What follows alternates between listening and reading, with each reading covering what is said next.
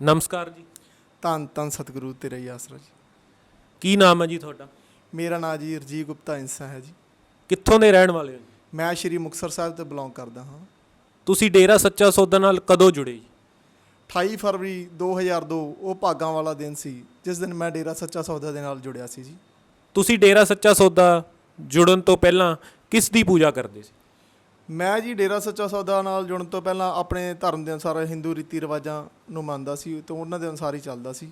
ਪਰ ਜਦੋਂ ਡੇਰਾ ਸੱਚਾ ਸੌਦਾ ਦੇ ਨਾਲ ਜੁੜਿਆ ਉਦੋਂ ਧਰਮਾਂ ਦਾ ਅਸਲੀ ਗਿਆਨ ਬਾਰੇ ਜਾਣਕਾਰੀ ਹੋਈ ਕਿ ਧਰਮ ਸਾਨੂੰ ਕੀ ਕਹਿੰਦੇ ਆ ਅਤੇ ਅਸੀਂ ਕੀ ਕਰ ਰਹੇ ਹਾਂ।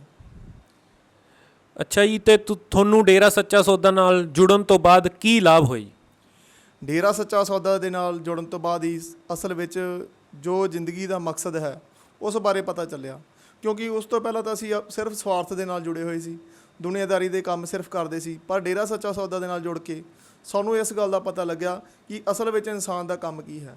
ਇਨਸਾਨ ਇੱਥੇ ਦੇਖੋ ਜੋ ਵੀ ਆ, ਤੁਸੀਂ ਮੈਂ ਦੁਨੀਆਦਾਰੀ ਦੇ ਵਿੱਚ ਸਿਰਫ ਆਪਣੇ ਪਰਿਵਾਰਕ ਕੰਮ ਹੀ ਕਰਦੇ ਆ, ਪਰ ਡੇਰੇ ਦੇ ਨਾਲ ਜੁੜ ਕੇ ਪਤਾ ਚੱਲਿਆ ਕਿ ਇਨਸਾਨੀਅਤ ਦੀ ਸੇਵਾ ਹੀ ਸੱਚੀ ਸੇਵਾ ਹੈ। ਆਪਣੇ ਕੰਮ ਤਾਂ ਦੇਖੋ ਜ਼ਰੂਰੀ ਆ, ਸਵਾਰਥ ਵੀ ਜ਼ਰੂਰੀ ਹੈ, ਪਰ ਜੇ ਆਪਾਂ ਦੁਨਿਆਵੀ ਕੰਮ, ਦੁਨੀਆ ਦੀ ਸੇਵਾ, ਲੋਕਾਂ ਦੀ ਸੇਵਾ, ਇਨਸਾਨਾਂ ਦੀ ਸੇਵਾ ਕਰਦੇ ਹਾਂ ਤਾਂ ਅਸਲ ਵਿੱਚ ਉਹੀ ਆਪਾਂ ਨੂੰ ਪਰਮਾਤਮਾ ਇਸ ਗੱਲ ਨੂੰ ਸਿਖਾਉਂਦਾ ਅਤੇ ਇਸੇ ਰਾਹ 'ਤੇ ਸਾਨੂੰ ਚੱਲਣਾ ਚਾਹੀਦਾ। ਇਹੀ ਸਾਨੂੰ ਡੇਰਾ ਸੱਚਾ ਸੌਦਾ ਨੇ ਸਿਖਾਇਆ ਸੀ। ਤੁਸੀਂ ਡੇਰਾ ਸੱਚਾ ਸੌਦਾ ਜੁੜਨ ਤੋਂ ਬਾਅਦ ਜੋ ਤੁਹਾਡੇ ਵਿੱਚ ਬਦਲਾਅ ਆਏ, ਪਹਿਲਾਂ ਕੀ ਸੀ ਅਤੇ ਹੁਣ ਕੀ ਹੋ, ਉਸ ਬਾਰੇ ਦੱਸੋ। ਡੇਰਾ ਸੱਚਾ ਸੌਦਾ ਦੇ ਨਾਲ ਜੁੜਨ ਤੋਂ ਪਹਿਲਾਂ ਅਸੀਂ ਸਾਨੂੰ ਇਸ ਗੱਲ ਦਾ ਗਿਆਨ ਨਹੀਂ ਸੀ ਕਿ ਦੇਹਧਾਰੀ ਗੁਰੂ ਹੁੰਦਾ ਹੈ, ਕਿਉਂਕਿ ਜੇ ਕੋਈ ਦੋਸਤ ਮਿੱਤਰ, ਕੋਈ ਪ੍ਰੇਮੀ ਜਾਂ ਕੋਈ ਗੁਰੂ ਵਾਲਾ ਵਿਅਕਤੀ ਕਿਸੇ ਗੁਰੂ ਬਾਰੇ ਗੱਲ ਕਰਦਾ ਜਾਂ ਪ੍ਰੇਮੀ ਬਾਰੇ ਗੱਲ ਕਰਦਾ ਜਾਂ ਡੇਰੇ ਬਾਰੇ ਗੱਲ ਕਰਦਾ, ਅਸੀਂ ਹਾਸੇ ਮਜ਼ਾਕ 'ਚ ਗੱਲ ਪਾ ਲੈਣੀ, ਕਿਉਂਕਿ ਉਸ ਟਾਈਮ ਸਾਨੂੰ ਗੁਰੂ ਬਾਰੇ ਬਿਲਕੁਲ ਹੀ ਪਤਾ ਨਹੀਂ ਸੀ ਵੀ ਗੁਰੂ ਚੀਜ਼ ਕੀ ਹੈ।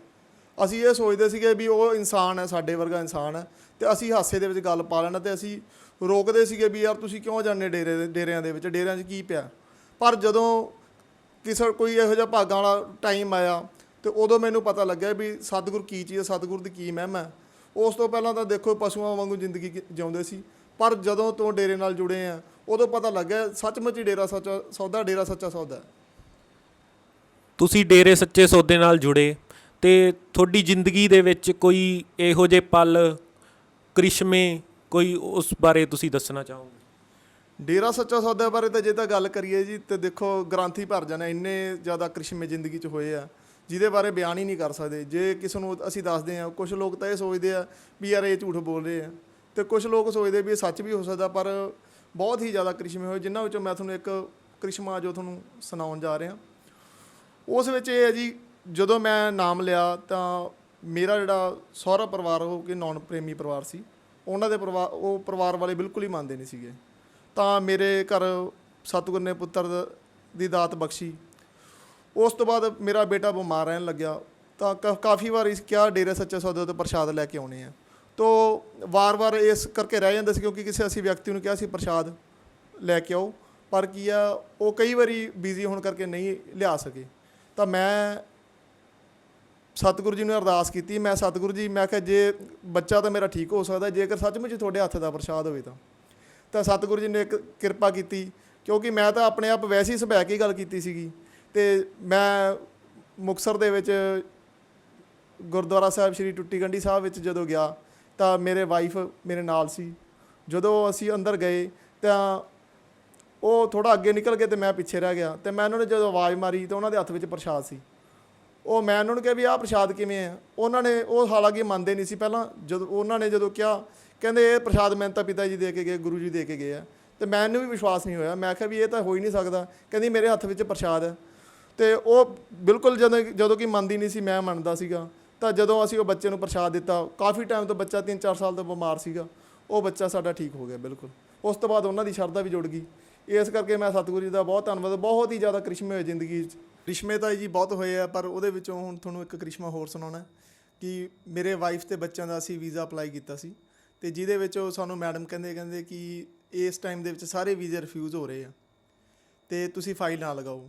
ਪਰ ਅਸੀਂ ਉਹਨਾਂ ਨੂੰ ਫਾਈਲ ਦੇ ਆਏ, ਤਾਂ ਨੈਕਸਟ ਡੇ ਅਸੀਂ ਫਾਈਲ ਦੇ ਆਏ ਸੀ। ਵਾਈਫ ਦੇ ਮੂਡ ਕਾਫੀ ਖ਼ਰਾਬ ਸੀ ਕਿ ਵੀਜ਼ਾ ਆਪਣਾ ਨਹੀਂ ਲੱਗੇਗਾ। ਤਾਂ ਮੈਂ ਸ਼ਾਮ ਨੂੰ ਦੁਬਾਰਾ ਜਦੋਂ ਘਰੇ ਆਇਆ ਤਾਂ ਵਾਈਫ ਬਹੁਤ ਹੀ ਖੁਸ਼ ਸੀ। ਮੈਂ ਉਹਨੂੰ ਪੁੱਛਿਆ ਵੀ ਤੁਸੀਂ ਇੰਨੇ ਖੁਸ਼ ਕਿਉਂ ਹੋ? ਉਹਨਾਂ ਨੇ ਕਿਹਾ ਕਿ ਪਿਤਾ ਜੀ ਆਏ ਸੀ, ਪਿਤਾ ਜੀ ਕਹਿ ਕੇ ਗਏ ਹੈ ਕਿ ਬੇਟਾ ਤੁਸੀਂ ਘਬਰਾਓ ਨਾ, ਤੁਹਾਡਾ ਵੀਜ਼ਾ 100% ਲੱਗ ਜਾਏਗਾ। ਤੇ ਅਸੀਂ ਡੇਰਾ ਸੱਚਾ ਸੌਦਾ ਦੇ ਵਿੱਚ ਸੇਵਾ 'ਤੇ ਜਦੋਂ ਗਏ ਤੇ ਉੱਥੇ ਸਿਮਰਨ ਹਾਲ ਦੇ ਵਿੱਚ ਅਸੀਂ ਬੈਠੇ ਤੇ ਭਾਈਆਂ ਵਾਲੀ ਸਾਈਡ 'ਤੇ ਮੈਂ ਬੈਠ ਗਿਆ, ਉਹ ਭੈਣਾਂ ਵਾਲੀ ਸਾਈਡ 'ਤੇ ਬੈਠ ਗਏ। ਜਦੋਂ ਵਾਪਸੀ 'ਤੇ ਆਏ ਤਾਂ ਉਹ ਬੜੇ ਖੁਸ਼ ਸੀ। ਮੈਂ ਉਹਨੂੰ ਪੁੱਛਿਆ, ਮੈਂ ਕਿਹਾ ਤੁਸੀਂ ਇੰਨੇ ਕਿਵੇਂ ਖੁਸ਼ ਹੋ? ਉਹ ਮੈਨੂੰ ਕਹਿੰਦੇ ਜੀ ਪਿਤਾ ਜੀ ਕਹਿ ਕੇ ਗਏ ਬੇਟਾ ਤੁਸੀਂ ਬੇਫਿਕਰ ਹੋ ਕੇ ਤੁਸੀਂ ਜਾਓ, ਤੁਹਾਡਾ ਵੀਜ਼ਾ ਤਿਆਰ ਹੀ ਹੈ। ਅਤੇ ਨੈਕਸਟ ਡੇ ਅਸੀਂ ਮੈਡਮ ਨੇ ਫਾਈਲ ਜਦੋਂ ਲਗਾਈ ਅਤੇ ਮੈਡਮ ਦਾ ਸਾਨੂੰ ਫੋਨ ਆਇਆ ਕਿ 15 ਮਿੰਟਾਂ ਵਿੱਚ ਹੀ ਸਾਡੇ ਵੀਜ਼ੇ ਲੱਗ ਗਏ, ਜਿਹੜਾ ਕਿ ਘੱਟੋ ਘੱਟ 15 ਦਿਨ ਦਾ ਪ੍ਰੋਸੈਸ ਹੈ। 15 ਮਿੰਟਾਂ ਦੇ ਬਾਅਦ ਵਿੱਚ ਹੀ ਸਾਨੂੰ ਫੋਨ ਆਇਆ ਕਿ ਤੁਹਾਡੇ ਫਾਈਲਾਂ 3 ਵੀਜ਼ੇ ਲੱਗ ਚੁੱਕੇ ਹੈ। ਇਹ ਸਾਡਾ ਕ੍ਰਿਸ਼ਮਾ ਬਹੁਤ ਵੱਡਾ ਕ੍ਰਿਸ਼ਮਾ ਹੈ ਸਾਡੇ ਵਾਸਤੇ, ਕਿਉਂਕਿ ਅਸੀਂ ਜਿਹੜੇ ਉਮੀਦ ਸਾਨੂੰ ਨਹੀਂ ਸੀ ਉਹ 15 ਮਿੰਟਾਂ ਦੇ ਵਿੱਚ ਕੰਮ ਹੋ ਗਿਆ ਜੀ। ਤੇ ਤੁਸੀਂ ਜੋ ਵੀ ਹੋਰ ਸਾਧ ਸੰਗਤ ਡੇਰਾ ਸੱਚਾ ਸੌਦਾ ਨਾਲ ਜੁੜੀ ਹੈ ਉਸ ਨੂੰ ਤੁਸੀਂ ਕੀ ਸੰਦੇਸ਼ ਦੇਣਾ ਚਾਹੋਗੇ? ਮੈਂ ਤਾਂ ਜੀ ਇਹੀ ਸੰਦੇਸ਼ ਦੇਣਾ ਚਾਹੁੰਦਾ ਕਿ ਸਾਰੇ ਲੋਕ ਡੇਰੇ ਸੱਚੇ ਸੌਦੇ ਨਾਲ ਜੁੜਨ, ਕਿਉਂਕਿ ਇਹ ਅਜਿਹੀ ਸੰਸਥਾ ਹੈ ਜਿਹੜੀ ਕਿ ਦੁਨੀਆਦਾਰੀ ਦੇ ਕੰਮ ਵਿੱਚ ਵੀ ਫਾਇਦਾ ਕਰਦੀ ਹੈ, ਕਿਉਂਕਿ ਦੁਨੀਆਦਾਰੀ ਦੀਆਂ ਗੱਲਾਂ ਸਿਖਾਉਂਦੀ ਹੈ ਵੀ ਦੁਨੀਆਦਾਰੀ 'ਚ ਆਪਾਂ ਕਿਵੇਂ ਵਿਚਰਨਾ ਹੈ। ਉਸ ਤੋਂ ਇਲਾਵਾ ਇਹ ਦੱਸਦੀ ਹੈ, ਪਰਮਾਰਥ ਦਾ ਰਸਤਾ ਵੀ ਦੱਸਦੀ ਹੈ ਕਿ ਪਰਮਾਰਥ ਵਿੱਚ ਆਪਾਂ ਕਿਵੇਂ ਚੱਲਣਾ ਹੈ, ਕਿਵੇਂ ਦੂਜਿਆਂ ਦੀ ਮਦਦ ਕਰਨੀ ਹੈ, ਦੀਨ ਦੁਖੀਆਂ ਦੀ ਮਦਦ ਕਰਨੀ ਹੈ, ਕਿਵੇਂ ਲੋਕਾਂ ਦੀ ਸਹਾਇਤਾ ਕਰਨੀ ਹੈ। ਹਰ ਤਰ੍ਹਾਂ ਦੇ ਜੋ ਕਰਮ ਕਰਦੀ ਹੈ ਡੇਰਾ ਸੱਚਾ ਸੌਦਾ ਦੀ ਸੰਗਤ ਕਰਦੀ ਹੈ। ਜਿਸ ਤਰ੍ਹਾਂ ਅੱਖਾਂ ਦਾਨ, ਗੁਰਦਾ ਦਾਨ, ਇਸ ਚੀਜ਼ ਦਾ ਸਾਨੂੰ ਇਹ ਰਾਹ ਦਿਖਾਉਂਦੀ ਵੀ ਇਸ ਪਾਸੇ ਚੱਲੋ, ਦੁਨੀਆਦਾਰੀ ਦੀ ਵਿੱਚ ਲੋਕਾਂ ਦੀ ਮਦਦ ਕਰੋ, ਸੇਵਾ ਕਰੋ।